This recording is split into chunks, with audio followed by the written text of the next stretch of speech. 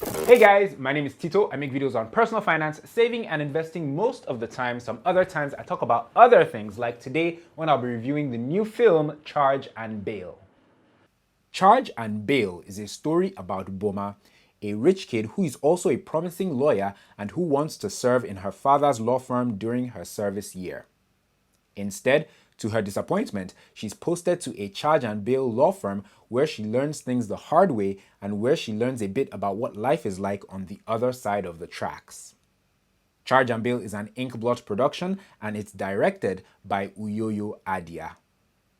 Now you guys be pleased to know that this review will be spoiler free, so you can watch it and still head over to the cinemas to watch Charge and Bail without me spoiling it for you. It is in cinemas right now, so head over to the cinemas to check it out. I've been looking forward to this movie for a few months now since I saw them making it, because first of all, it's around the legal profession. Like, the main characters in this movie are lawyers, and I don't think that there are that many movies in Nollywood these days that are around that sector, so I felt it would be fresh on that account. Secondly, because Zainab Balogun is actually in this film, and I'm yet to see a movie that she's been in that I did not like, so I anticipated that I would like this one as well. I don't think I was disappointed. Speaking of Zainab Balogun, let's dive right into it and talk about the performances in Charge and Bail. Now, as you already know, Zainab Balogun is the lead in this movie. She plays Boma. I believe her character was a returnee lawyer who, schooled and worked overseas, returns back to Nigeria to do her NYSC, and she hopes to be posted to her father's law firm. Her father is a big-time lawyer here in Lagos, Nigeria, but NYSC posts her to another law firm. All this is in the trailer, by the way, so it's not really a spoiler. So NYSC posts her to another law firm, and the twist is this law firm is owned by, let's just say, an old associate of her father's, and she's not happy about it, neither is her father, and the movie is just about her trying to figure things out in this other law firm. In terms of Zainab's performance, it was good, it was sufficient. It wasn't really groundbreaking the way her performance was in Sylvia, where, that was, I haven't seen Sylvia, I've seen clips of it, but from what I've heard and the things I've seen, Zainab really went to the other side to pull off a fantastic performance in that movie. In this film, it was just sufficient. It wasn't a real stretch or departure from, other characters that we may have seen Zainab in the past. However, it was really good. It was sufficient. She was a great lead. She carried the story from beginning to the end, and her performance and her character were very believable and consistent beginning to end. So yeah, she did a really good job on that account. So no complaints about Zainab's performance here. Stan was good in this film. Stan is a very dedicated actor. You can tell, whenever I see him performing. The last movie I saw him in, I believe, was Prophetess a few months ago. I wasn't a fan of that film, but I was a fan of Stan's performance in that film. He just showed how far he can go to deliver a good performance. And in this film, he was very good, and very convincing as a lawyer as well. Unfortunately, I can't say too much about Stan's performance or his character in this film. If not, we'll be entering spoiler territory. But just take it from me, Stan was good, and you'll particularly enjoy it if you're a fan of Stan's. Hey guys, sorry to interrupt this video, but I do have a quick favor to ask of you. It won't take you more than 2 seconds. Please be awesome and like this video by clicking on the like button. It's just underneath the video. And feel free to subscribe to my channel as well by clicking on the red subscribe button. I just crossed over 17,000 subscribers, trying to make it to the next milestone of 20 and then 50,000. So be a part of that, please, by clicking on that red subscribe button. Okay, let's head back to the video. Bimbo Manuel. Bimbo Manuel is a fantastic veteran actor. For those of you who don't know who he is, you've probably seen him recently in King of Boys, the series. He's the man that played Efa's boss, and he was also in Ainla a few months ago as well. He played Adelaoye's boss in that too. And yeah, it's just good to see him working with younger actors, and he's very good at what he does. In this film, he played Zainab's character's dad, and they were very convincing as a father-daughter duo. So, I think I'm starting to look forward to seeing Bimbo Manuel in films these days. Folu Storms. I think Folu was the biggest surprise for me in this film. Not because she was good, I expected her to be good in it, but I didn't expect her character to have so many scenes in the film and to have important scenes, because her character is Zainab's character's best friend. So I thought she'd just show up for a few laughs here and there, but her character actually had scenes in court and, some really serious scenes as well. So yeah, that was a pleasant surprise. And Folu did well. I even think in real life, Folu studied law. I'm not too sure. But anyway, she did good. Now, Tope, Olowoniyan, Dike, and Elozonam were lawyers, or they played lawyers in the law firm where Zainab's character was posted to. And yeah, the actors in this film were a bit convincing as lawyers. I don't know if you're a lawyer and you've seen the film. Let me know if you thought they were convincing as lawyers. But I felt they were convincing. Some of Esso's scenes in the film made me roll my eyes a few times, but it wasn't a fault of his. It was just, how the character was written into the story. So that was that. But Tope Olowoniyan was quite good. You remember her from King of Boys as well. She played Efa's character's wife.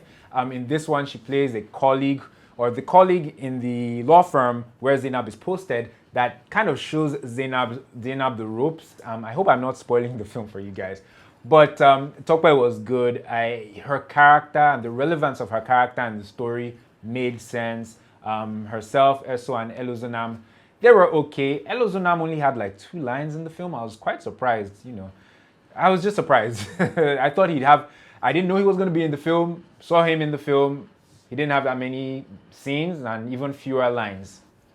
Anyway, speaking of Big Brother ex-housemates, Pere was in the film as well. This movie premiered on Sunday. The Sunday before, he had just left the Big Brother house. So I think this is a record for the fastest person to go from leaving the Big Brother house to appearing in a film. Obviously, this film was shot months ago before he went into the Big Brother house. But I feel like him being in the movie will actually get lots of people to go and see the film. He was okay.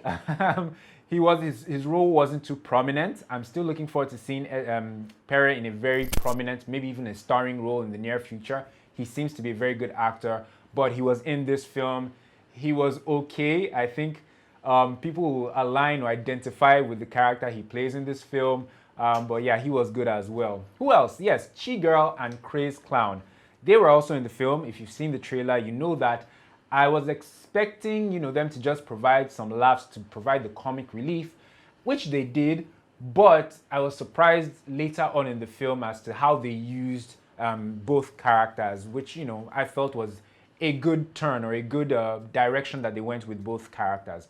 But their performances in terms of providing the laughs, I don't know if I found them really funny, but they served their purpose. And like I said, I'm glad that they used them a bit differently towards the end of the film. What I liked.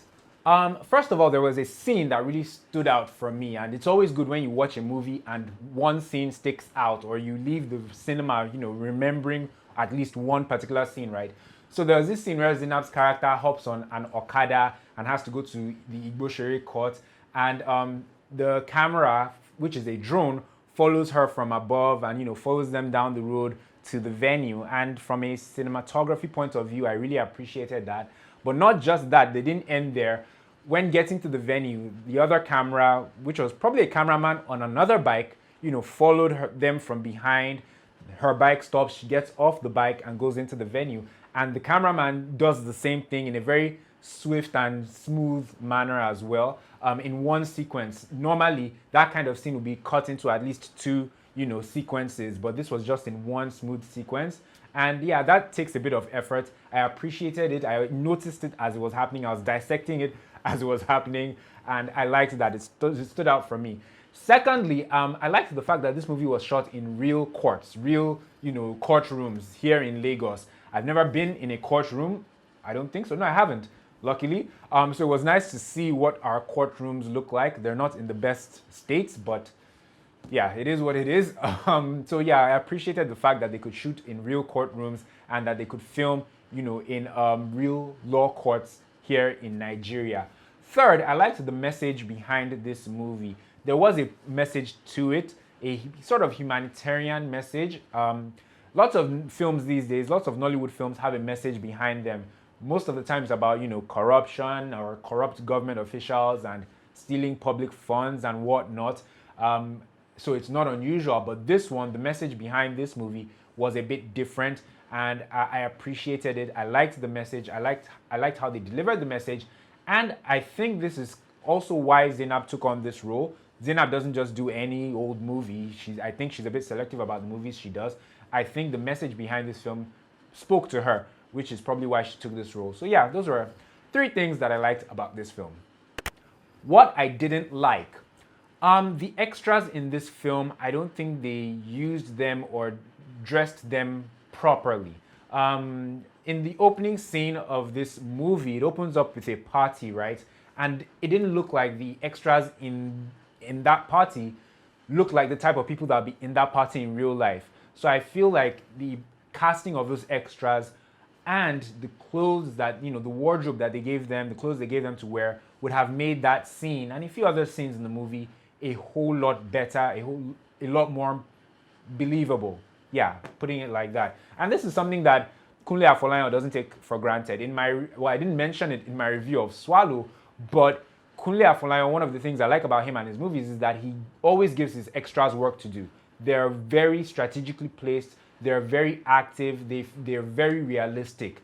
And he just puts I think because he's done so much work in stage, and on stage, every element, because it's happening live, has to be on point.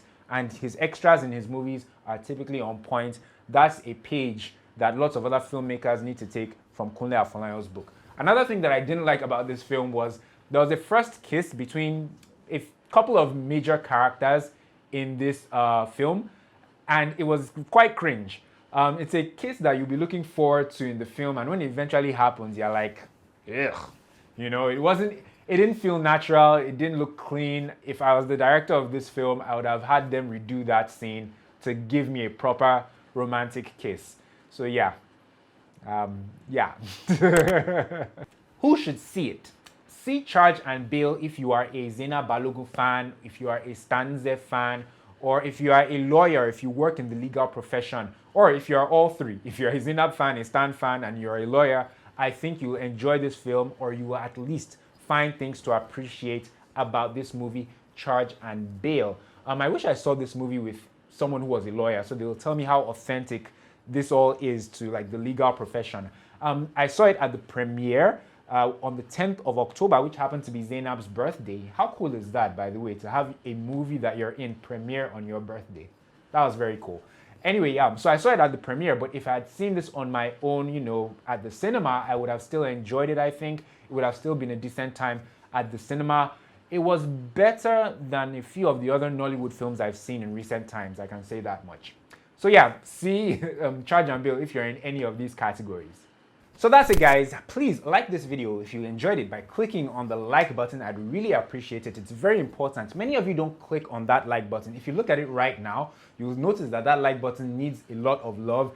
It's nowhere near to the number of people who have viewed this video. So please be one of the good ones and click on that like button.